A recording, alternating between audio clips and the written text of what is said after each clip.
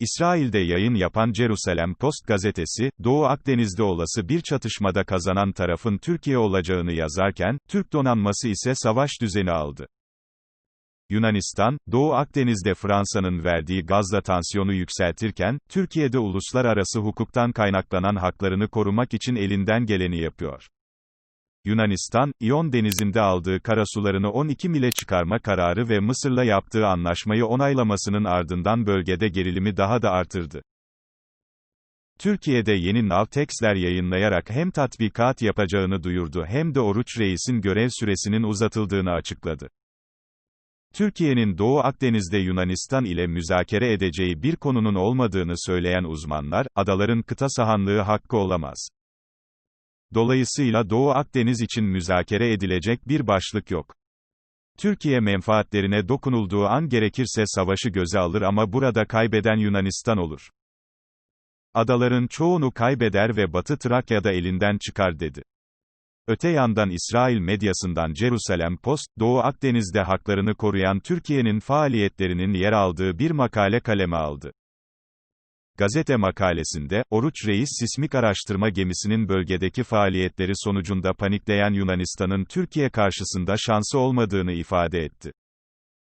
Gazete, Doğu Akdeniz'de Türkiye ile Yunanistan arasında olası bir çatışmada Türkiye'nin kazanacağını belirtti. Avrupa Birliği'nin Yunanistan'a destek vermediğinin altını çizen gazete, Doğu Akdeniz'de artan gerilimin İsrail'i de etkilediğini öne sürdü. Türkiye son 1,5 ayda 15 tatbikat yaparak ne kadar ciddi olduğunu gösterdi. Uzmanlara göre donanmanın Akdeniz'deki konumlanması tatbikattan öte bir savaş tertibi olduğunu belirtti.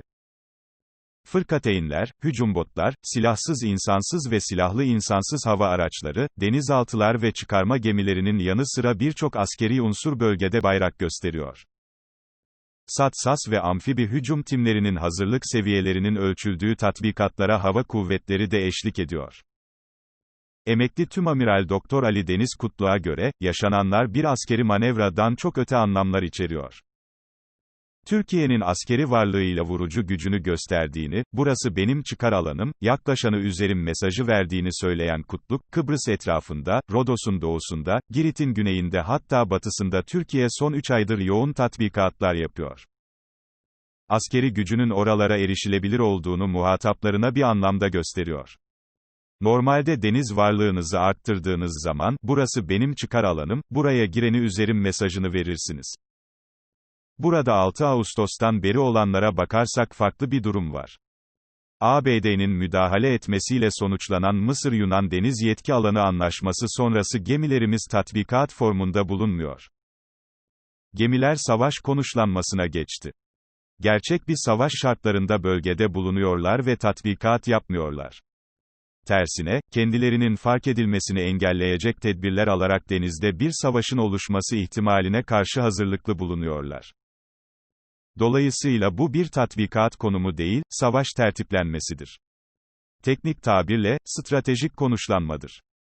Bundan sonraki adımın çatışma olacağı varsayımına göre yapılmış bir tertiplenmedir. Türkiye'nin gücünü vurduğunda anlayacaklar, Türkiye o ana kadar saklı tutacaktır dedi. Diğer yandan Almanya'da yayın yapan Die Zeit gazetesi, Erdoğan gaz tartışmasında taviz vermiyor, başlıklı bir yazıda, Türkiye hakkı olanı alacak, ifadelerine yer verdi.